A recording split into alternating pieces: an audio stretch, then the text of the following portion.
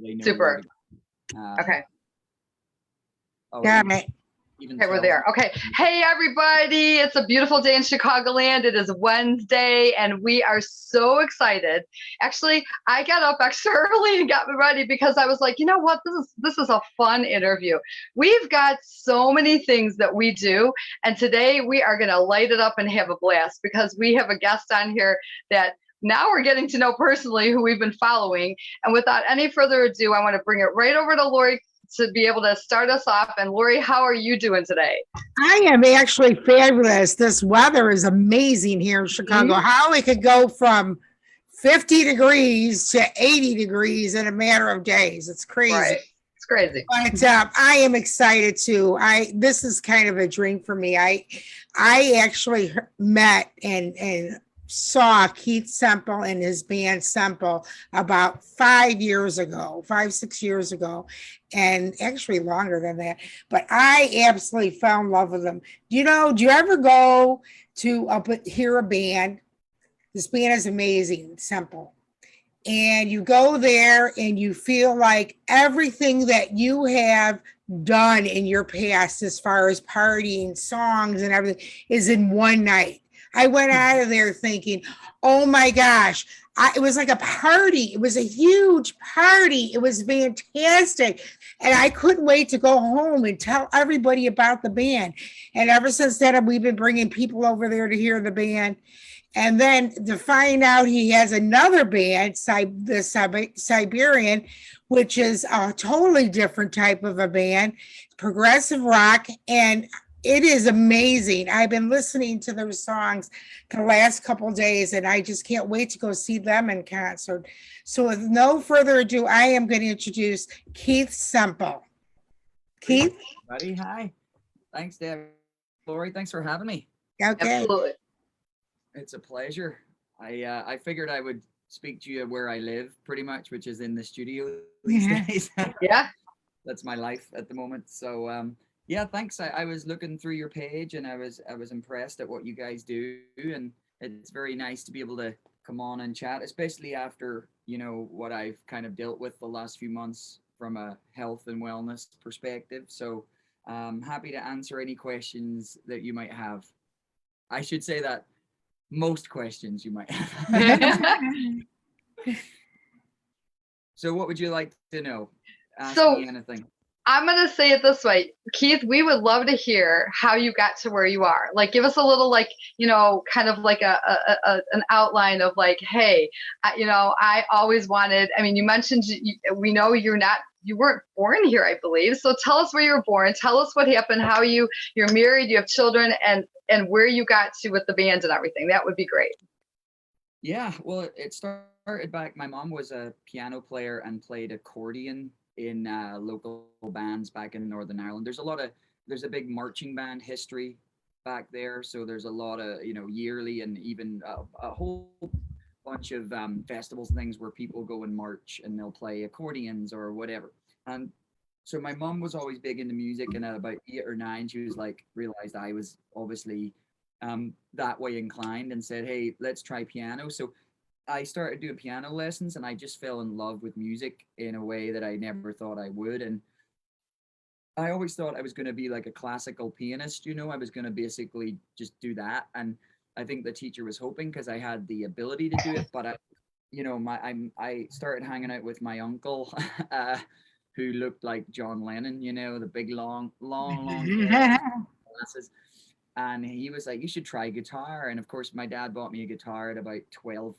And then it was just like, no, I want to do rock and roll, man. I didn't give up piano. I just gave up the idea of, learning from a classical perspective, just to learn and become like virtuoso or something.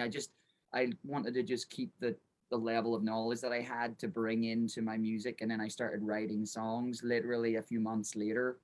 I can still remember the first song I ever wrote. I was just turning 14. It was called "The First Time," is what the song was called.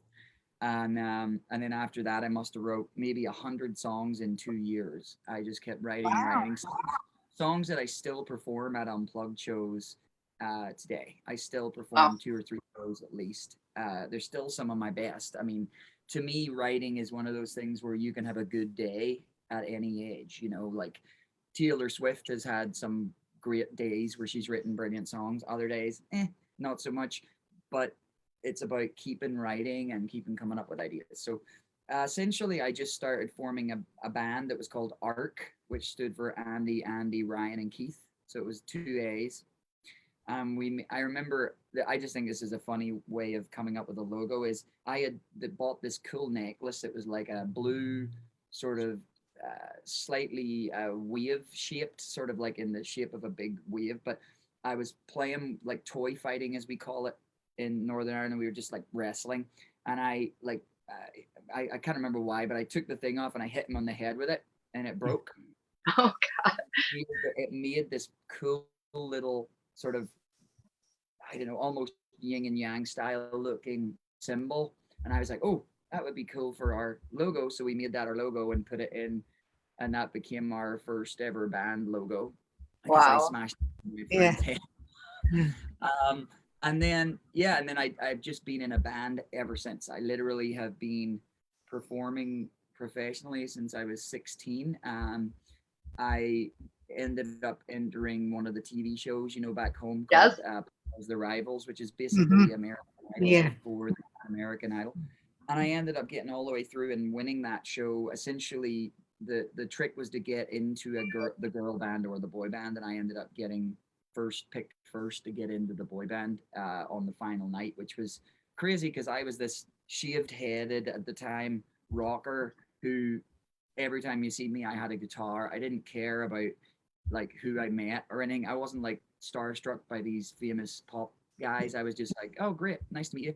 I thought there's no way I'm making it, and then when I did win, I ended up getting invited to do a thing called Young Voices, which was a huge, big arena style tour where the kids from the local area sing behind you in these big 6,000, 8,000 size choirs. It was probably still one of my favorite things I've ever done. And then Richie from Seventh Heaven here in Chicago, he saw one of those videos when he was looking for a new singer and said, hey, we think you might be right for this band. And I literally got the offer in August of 06 and moved in October of 06. So about 6 weeks between the offer and me moving. And I just went, I want to go, let's see what America can bring for me and we'll see what happens. And then I've been here 15 years and, you know, the rest is history, so to speak.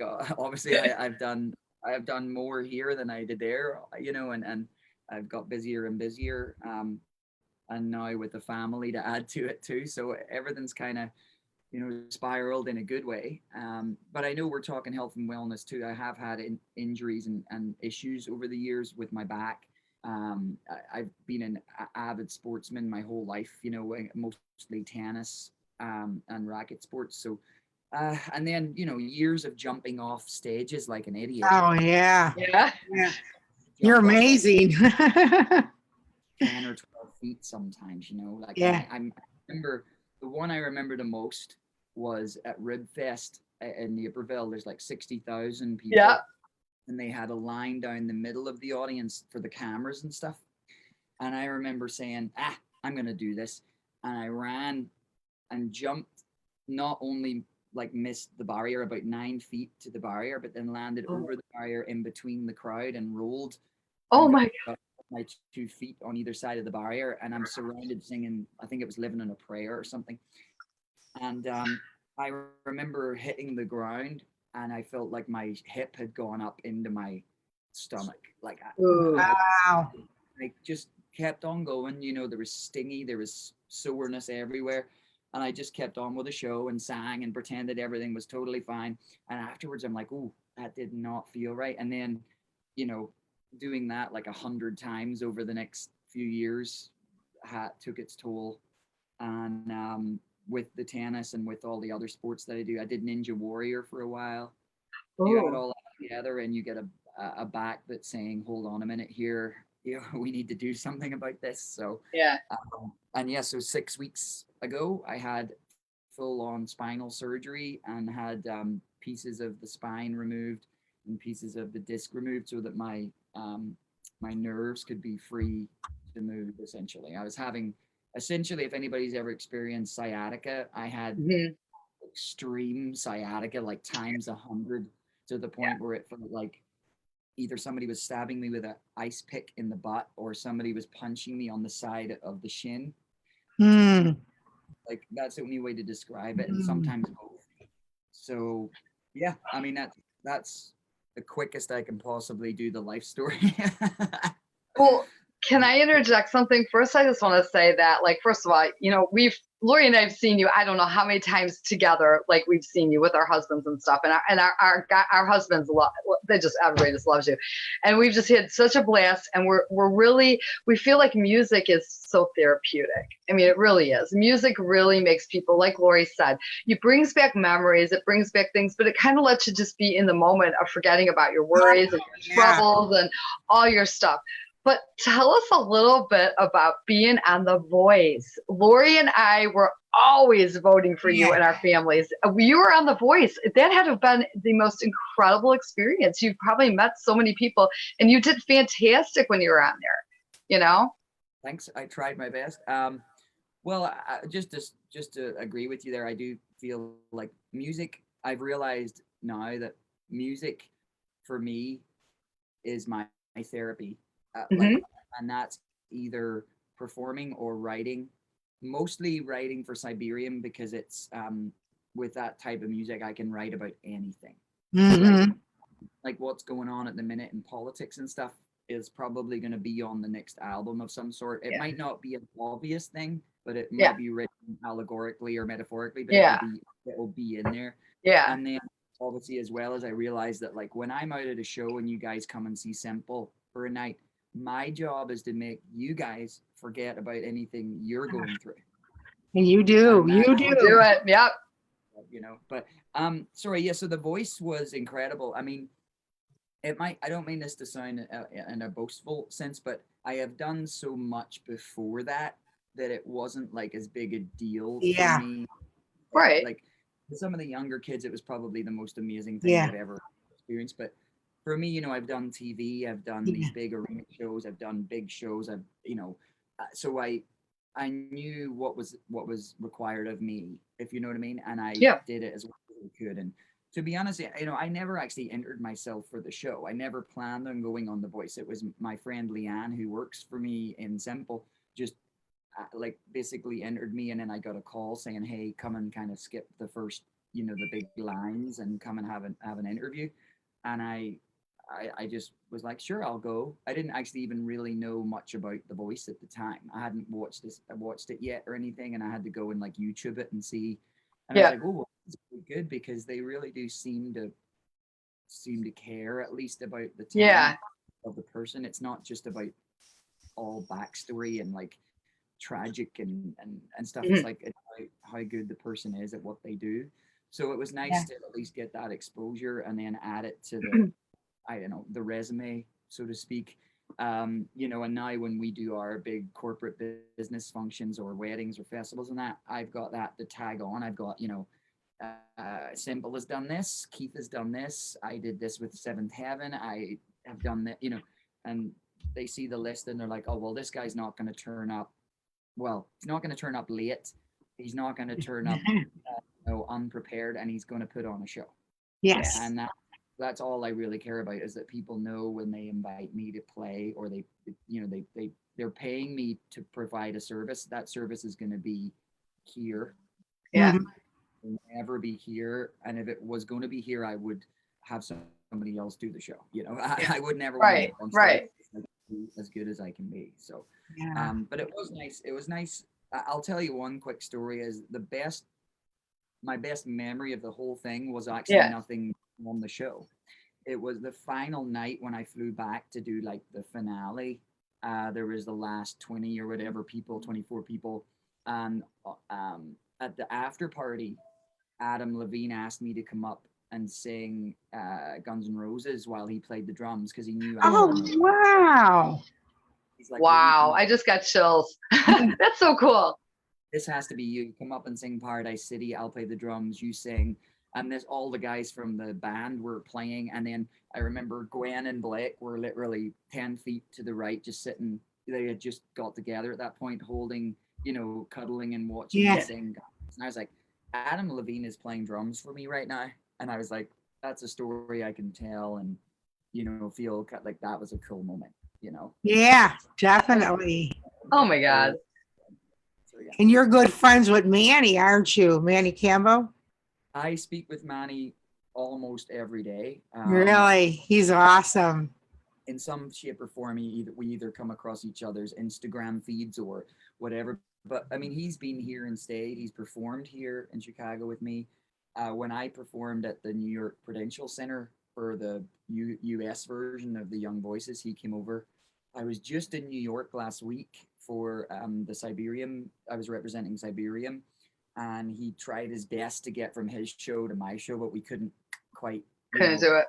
get work. But yeah, any chance we can get. I mean, that guy, talk about health and wellness. That guy is a motivational machine. I mean, you should maybe I can put a link if I can find it. I'll put the link to his podcast, and you Yeah. guys would really love it. He has this talent of being able to inspire, and it's something that I can't always channel like he can, but he always is able to channel it, even when his family got hit really hard with that big hurricane that went through Oh. New York and New Jersey and that. I mean, they lost all their cars, Oh. all of his studio equipment. Like his studio was 9 feet underwater. Like the whole, I mean, it was that one of those flash floods. It ruined his entire livelihood, his cameras. He's a professional, like high end photographer, for mega magazines and stuff.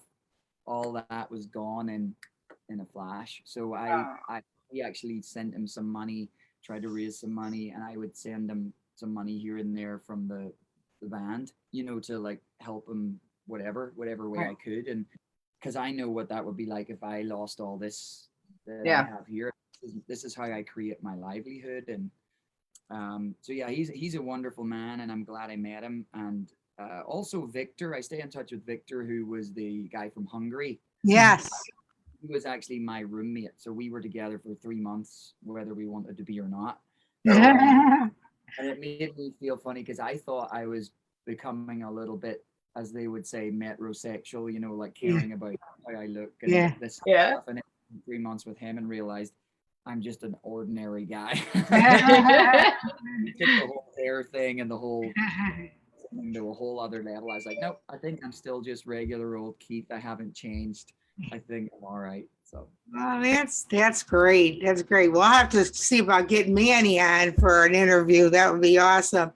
I'm I want to know about Cyberium. I am so impressed with the music. It's just amazing. I just love it. It just brings back a lot of memories for me. Debbie and I, we grew up in the 70s, and some of the music reminds me a lot of our great bands from the 70s, but you bring a different twist to it. I mean, that's what I think of it. So yeah, talk about the band. Cyberium, I sort of call my third child. Mm-hmm. It's literally like, I've done music my whole life, and it's mostly been pop and rock and popular music. But I've always listened to progressive music like Tool and Rush, Yeah. and Dream Theater and Porcupine Tree and all these bands. Genesis, Mhm. I always wrote stuff on the side for fun. Um, and in 2016, essentially, I kind of was just like, things are starting to go really well for Semple. I'd left Seventh Heaven about 2013, 14. I'd started to build that up, and it was going really well. And as I go, it's time for me to do what I really want to do, which is progressive rock. And Semple was running itself essentially, and that we were getting a lot of work. We're getting, our reputation was preceding us. They knew they were going to get a good band if they hired Semple. So I put it together, and I ended up meeting Frank, the keyboard player, at a Dream Theater show at the Chicago Theater, and then ended up sort of meeting everybody else through various members. And it's been amazing. We've released a product every year since 2018. So we released our debut in 2018, a live Blu-ray, a live album, The Butterfly Effect, which Laura, you were talking about. It's a 21 12-second long song. It's just Mm-hmm. long like piece. And then we released our new album in the middle of last year, and we've kind of written a bunch of the new album already. It's just that this year has been it's been huge. We actually got signed by a record company in Europe called Glassville, who Wow. are really, they've got some really big bands in that genre. And I just came off tour with Riverside, who are a huge Polish band. They're pretty big here, but they're much bigger in Europe. And I opened up solo for them, but playing Cyberiam music. So that was nerve wracking, just because, as you know, Laurie, it's very complicated stuff. It can be very weird, difficult, but I had to find a way to make it work as a solo person, with a kick drum pedal and a guitar. I enjoyed the challenge, but I was a little nervous on the first night, and then I was fine from then on. But yeah, and then because of the signing and all this other stuff, we've got asked to do so much. Like next week, I go to the West Coast, and I'm going to be opening up for a band called the Pineapple Thief, who are another massive band in that genre. Gavin Harrison, the drummer, is the old drummer for Porcupine Tree, and Porcupine Tree are actually one of the biggest bands in that genre of all time. They're household names to us, if you know what I mean, the people like myself. And we're going to be opening up for him, and then we also got asked to play the Prague Power show in Atlanta on June 3rd, and then we fly back, and in July we get to open up for Marillion in Montreal. You've probably heard of Marillion, or you would know there's Sean Cayley. Yeah. Classic song. They have an entire weekend where they have a couple of bands open up, one different band each night, Friday, Saturday, Sunday. So we got asked to open up on the Saturday night, and open up for one of our heroes. So that's all happened in the last 6 months. Wow. Non-stop. So, I should say though, I know the whole point is, to let you guys know what we're doing. We are doing a local show. We don't do many local shows, but on June 12th, we're playing the Piazza in Aurora. Okay. And it's Sunday night. So most people, it's not a late night. It's like a 7:00 start. So you could come and still be in bed in time to get up for work in the morning. You're right. We're hoping that a lot of the local musicians that are friends of ours and that might be able to come, because it's a Sunday night and they're not gigging. But that's really cool, because the Piazza has huge, the entire back wall is our screens. We're talking like 50 foot by 20. Yeah. So we have all of our songs are connected with visual stuff as well. So it's all and it's all corresponds to what's happening visually. So it's a real experience to witness the whole thing as one. It's like a story. Yeah. You can go to our website, thecyberiam.com, and go to the tour page and find all the details for the tickets and stuff. And then obviously Semple's ramping up for a summer soon. A couple of weeks once I get back from the West Coast, we'll be starting basically June 10th, I think, and then it's all go for most of the summer with some great festivals and stuff. So busy but exciting times ahead, and I'm fine with that. So I think and the thing is, I think what's interesting about Siberian, like Debbie was saying, you tell a story in your songs, and it's amazing. It reminds me, and I mean, I'm dating myself, but I remember when I was a kid, my brother was really into music, and I remember Uriah Heep, Magician's Birthday. And that was like, I don't know if you ever heard that song. And I remember it was really long, and it like told the whole story. And I remember I was so fascinated with that kind of music. So that brought me a lot of memories back. But I just thought it was interesting. And the reviews that you got were amazing from all ages. You had a 16-year-old review you, and that people our age. Debbie and I are in early 60s, but it's just amazing. And everybody just saying it was the best experience going to your show. So you have Semple that, you go there, and it's just, you go to the Semple concert and thing at the restaurants. I can't think right now, but you know what I'm talking about. You go to see Semple at a bar, okay, or a festival, and you are just having a great time dancing, forgetting about all your problems and everything. And then now you have Siberian that you could go to a venue and see, you know, go to a concert hall and see. So you got everything, Keith, and you're just amazing because you're athletic, you're talented, you write music, you speak from your heart, you sing from your heart, you give your all. And that's very rare that people give their all in everything they do. And we're just really impressed by everything. And we are so honored to have you on our show. Well, thank So, you. with, Honestly, it's just a bit of a mantra for me. Of my whole life has been, I only get one. I'm gonna make the most of it. Is kind of how I've always thought of things, and Hmm. Right. I missed that I'd focused on music when I moved here so much that I had neglected my other side of things like tennis, which is my other big love in the world. I was like, I'm getting back into that, Good. and so I got back into that a couple of years ago, and now I'm playing as good as I did when I was 20 or even better. wow. And you know, it took me a while. I mean, like I said, I only had spinal surgery 6 or 6.5 weeks ago, and I'm, you know, feeling really good. I'm actually going shortly to go coach a couple of college level players, and I feel really good about that. You know, like I'm trying to get my health back and then play, and I'd like to be able to play this sport, you know, as long as I can, and Right. play with my daughters, and they've got the bug for it. They seem to really like tennis. Um, so, you know, I try to, you know, now the fitness isn't so much. It's funny as you get older, the fitness isn't so much for the when you take your shirt off on stage anymore. And, It's, you know, that kind of thing. It's not for yeah. how you look.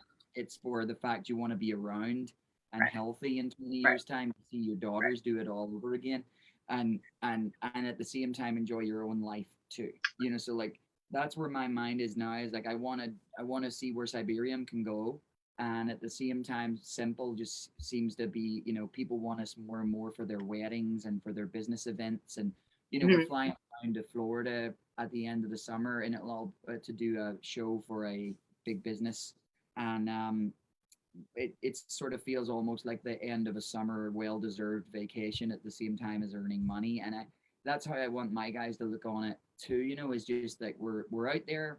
It's not the hardest job in the world, but it's also not easy behind the scenes either. Right. You know, like Right. people sometimes think all we do is arrive and get up on stage and they see us play. They don't realize there's months of scheduling, there's contracts, there's agreements, there's you know, logistics, there's forwarding schedules, there's making sure everybody knows where and when to be. This stuff does not happen by itself, and with help from my friend Leanne, I want to give her a big shout out because she does do a lot for us, and even just making sure the contracts are written correctly, and that the venues know what we expect versus what they expect. These things make it that when we walk away from a venue, hopefully the first thing they do the next morning is call and say, when can we have you back?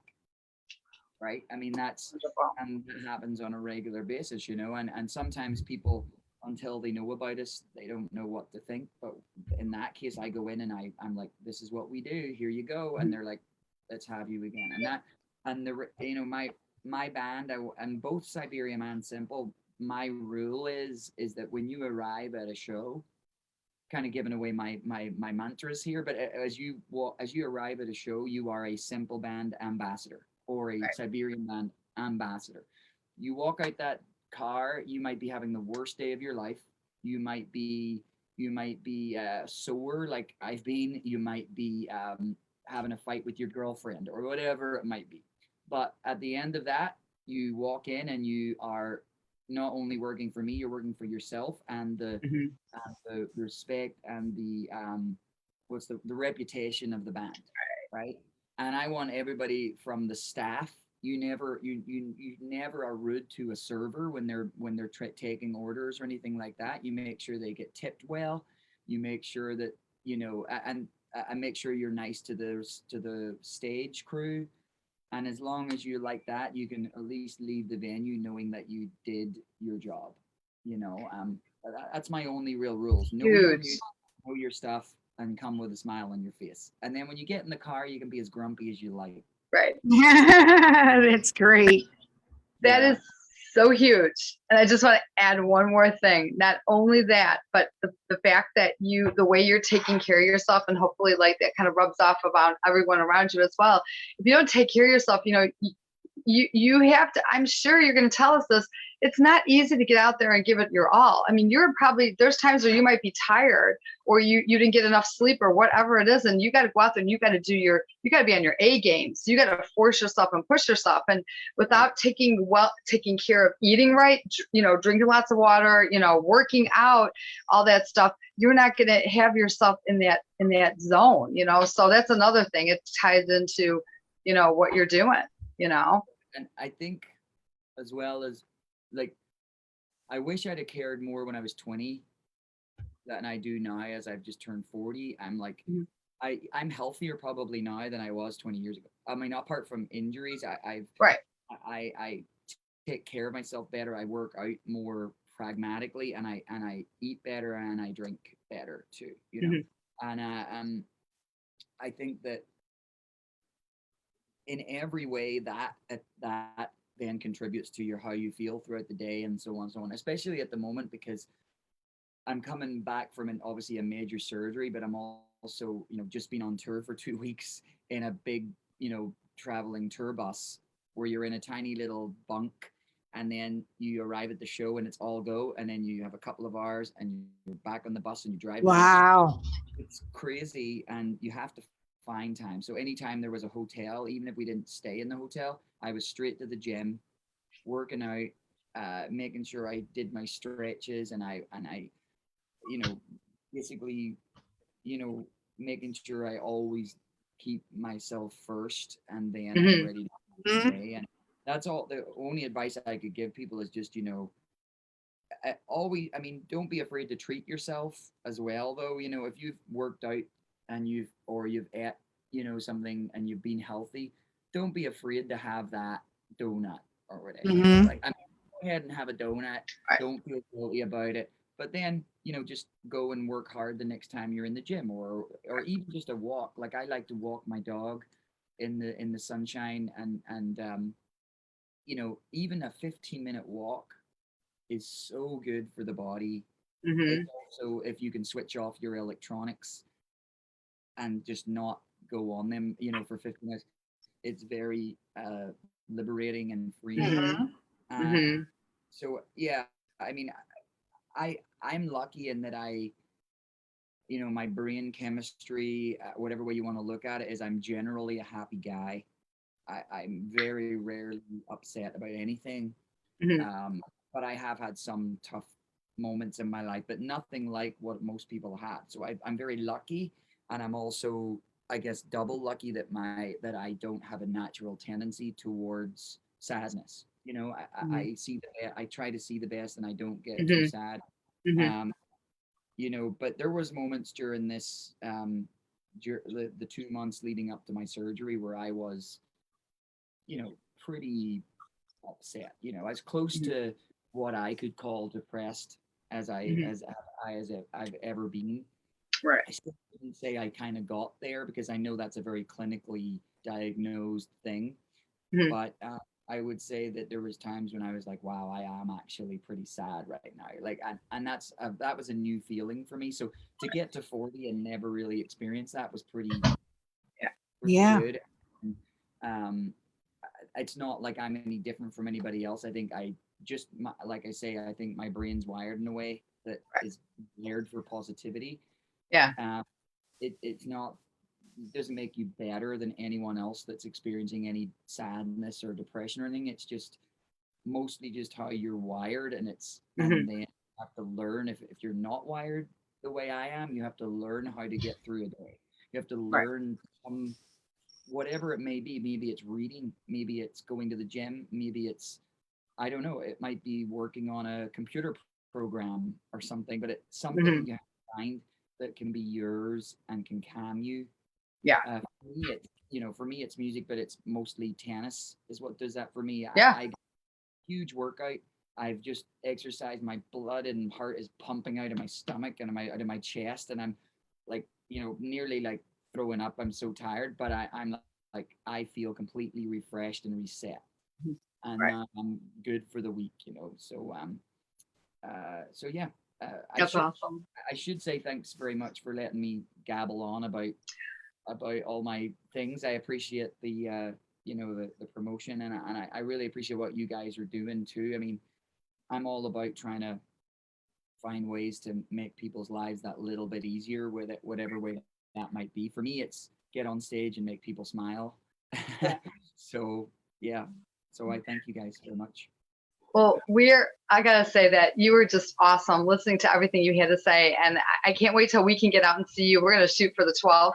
I'm going to talk to, my family and stuff. And honestly, thank you. We are here to actually encourage people, help them to be the best version of themselves is what one of our mottos is. Lori and I've been, really big on that and in every area. So with that, I just want to say, Lori, you want to close us out, and Keith, thank you for taking the time out. That's another thing I want to say. I mean, when Lori said we were able to get you on, I was like, are you serious? She's like, yes. I go, this is great, because you know what?